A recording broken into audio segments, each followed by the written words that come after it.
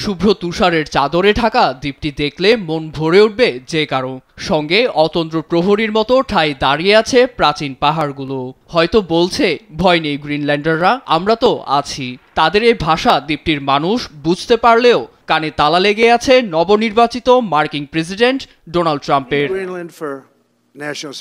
সম্প্রতি বিশ্বের সবচেয়ে বড় আর্কটিক দ্বীপকে কিনে মার্কিন মানচিত্রের অংশ বানানোর যে পায়তারা করছেন ট্রাম্প, তাতে নারাজ দ্বীপটির বাসিন্দারা। দ্বীপ জুড়ে এখন চলছে আলোচনা সমালোচনা।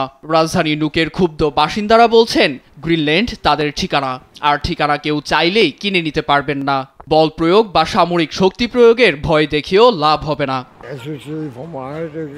বিষয়টি নিয়ে বাড়াবাড়ি চলছে। কিনে নেওয়া দূরের কথা, সামরিক বল প্রয়োগও কাজে দিবে না। আমরা ৩০০ বছর ধরে ডেনমার্কের সঙ্গে আছি, এ নিয়ে নতুন করে বলার কিছু নেই।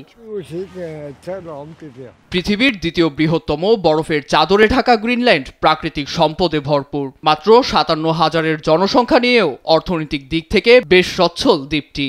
দীর্ঘ সময় ধরে ইউরোপীয় ইউনিয়নের অন্তর্ভুক্ত ডেনমার্কের রাজনৈতিক বলয়ে থাকলেও স্বায়ত্তশাসিত অঞ্চল গ্রিনল্যান্ড। তবে ট্রাম্পের সাম্প্রতিক মন্তব্য বাড়তি চাপের সৃষ্টি করেছে সাধারণের উপর। আগামী ২০ জানুয়ারি শপথ নিয়ে মার্কিন মসনদে বসবেন নির্বাচিত প্রেসিডেন্ট ট্রাম্প। তবে দায়িত্ব নেবার আগেই আঞ্চলিক নিরাপত্তার কারণ দর্শিয়ে ডেনমার্ক থেকে গ্রিনল্যান্ডকে হটিয়ে যুক্তরাষ্ট্রে নিয়ে যেতে চাইছেন তিনি। এ খবরে উদ্বিগ্ন কোপেনহেগেনবাসীরাও। অনেকেই তার কর্মকাণ্ডকে অদ্ভুত বলে আখ্যা দিয়েছেন। ট্রাম্প অদ্ভুত আচরণ করছেন। তিনি আমাদের মিত্রদেশকে এভাবে হেনস্থা করতে পারেন না। সত্যি বলতে তার উদ্দেশ্য কি তা বোঝা মুশকিল।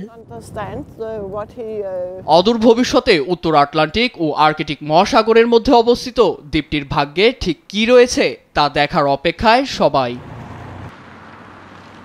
নীরব দাস, নিউজ ডেস্ক, দেশ টিভি।